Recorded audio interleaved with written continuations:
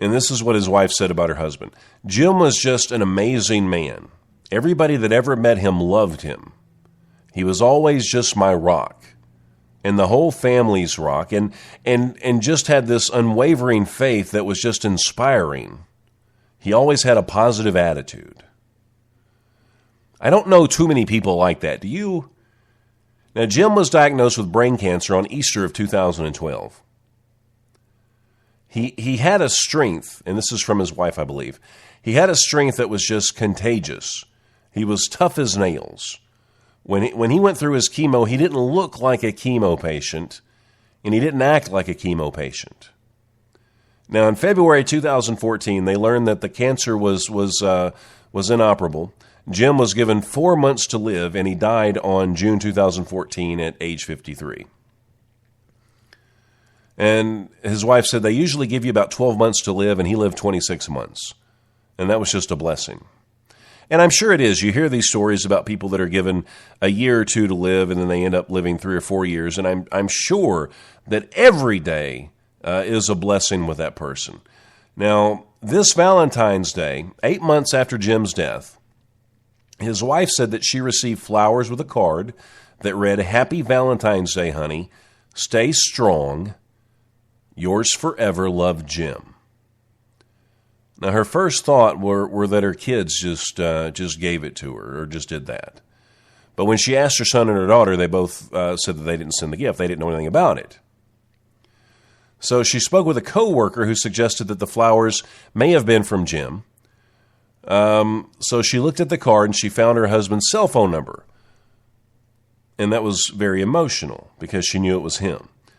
Now, she went back to her son. She said, "You have to call the flower shop and confirm that Dad sent these." And I'm sure you would want to know. You wouldn't want to just sit back and just assume, even though it may be easier just to assume it. She said, "I'm too emotional." So sure enough, he had come in the Valentine's Day the year before, and he said, "Just send her flowers for the rest of her life." Now, their daughter, Ashley, was at the grocery store when she found out that the flowers were from her dad, and she just started bawling. I was so excited to know he had done something so sweet. It was just like my dad to do something like that. At the same time, it was bittersweet, because we knew in order for him to set something up like that, he must have known at one point that he wasn't going to make it. Now, the wife says that it means to me that his love never ends. So he went into that store and just said, "Send her flowers for the rest of her life."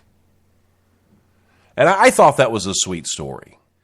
And you don't come across sweet stories like that too often. And, as much as people get married and divorced these days, it's nice to hear a story about two people that I think were really in love.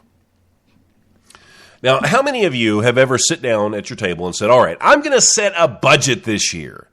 I'm going to live off ramen noodles.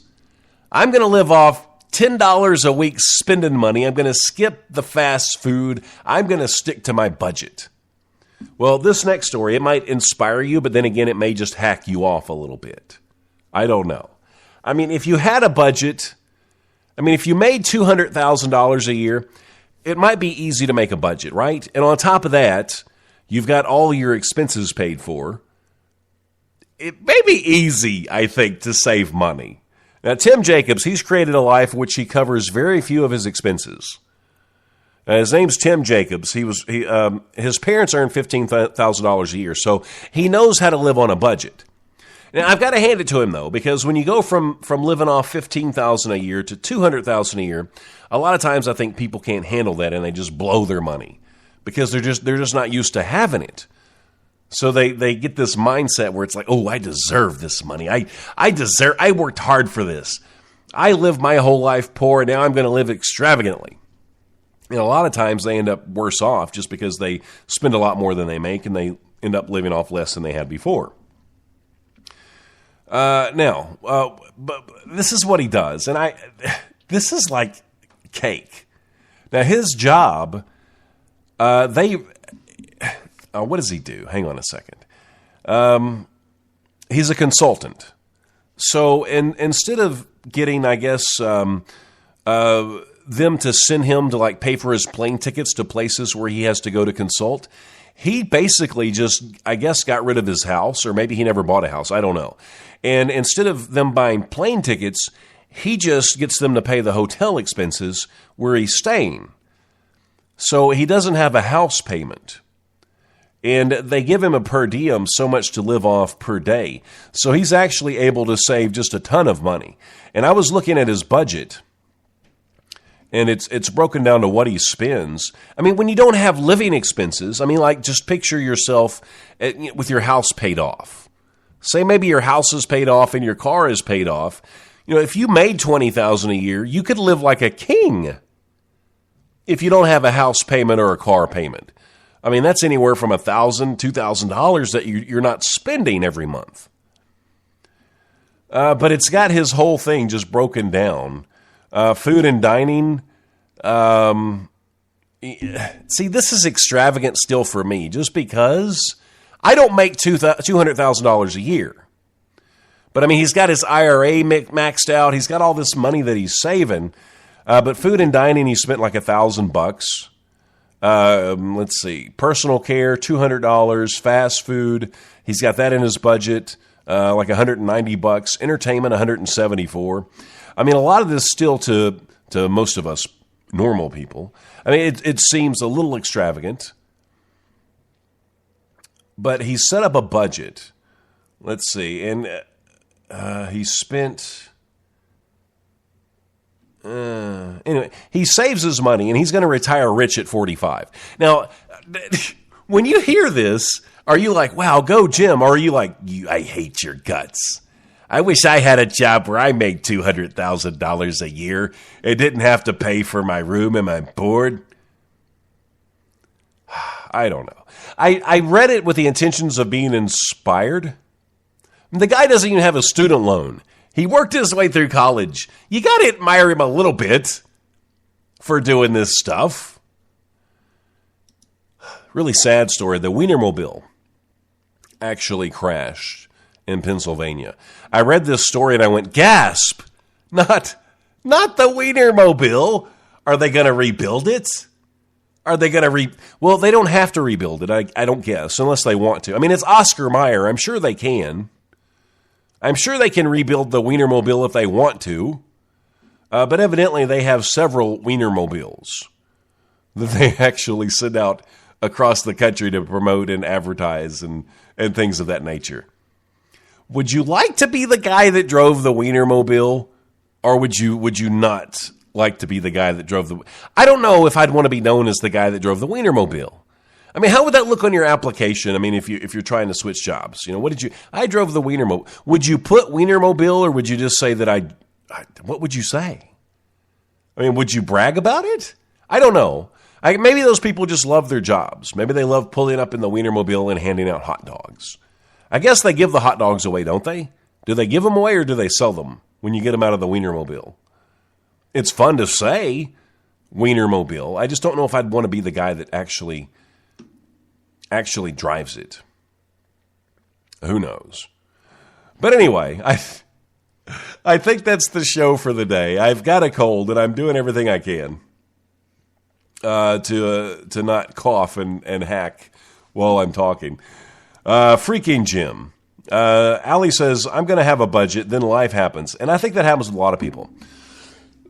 You know, you start your budget. And see, that's the thing. You got to stick to it. You got to write this stuff down. You've got to really, really keep a grip on it, or you're not going to stick to it.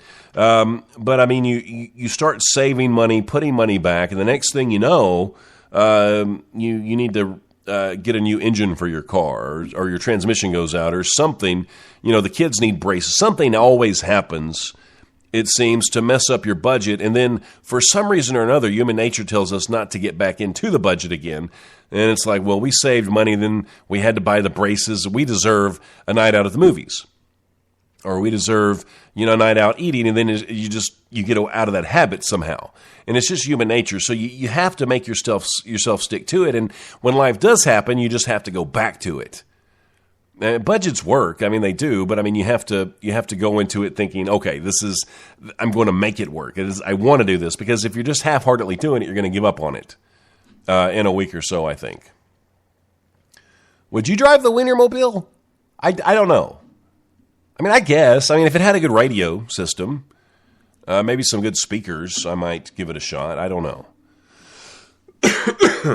I was trying to get through the whole thing without coffee, and I couldn't do it. So anyway, I do want to thank each and every one of you for listening today. I do not, nor will I ever take any of you for granted. I promise you that. I love you all. I really, really do.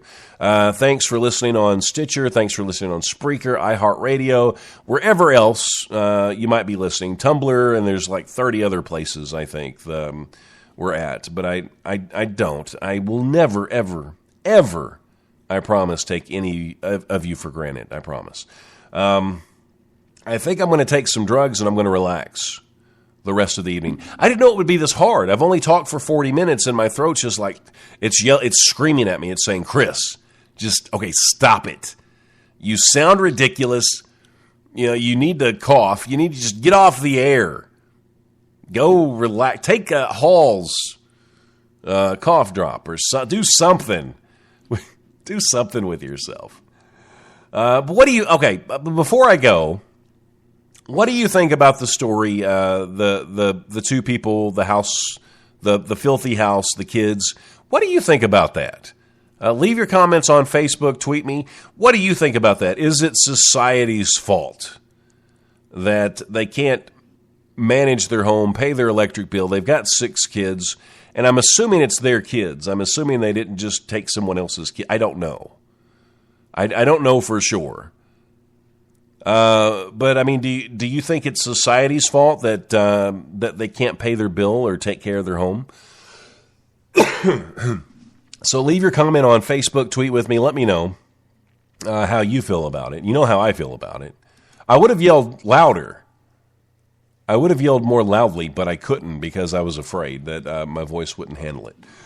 So until I broadcast again, please remember this. Life is good, and I'm gone.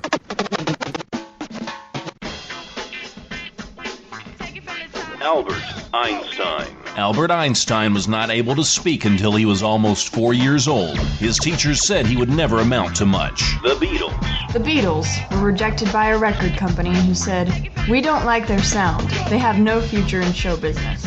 Oprah Winfrey. Oprah Winfrey was demoted from her job as a news anchor because she wasn't fit for television. Walt Disney. Walt Disney was fired from a newspaper for lacking imagination and having no original ideas. Michael Jordan. Michael Jordan was cut from his high school basketball team. Beethoven. Beethoven's music teacher once told him that he was a hopeless composer. The Chris Top Program, working on being awesome worldwide. Yeah! You can either talk in the Chris Top Program. Mr. Pop. Take it from the top.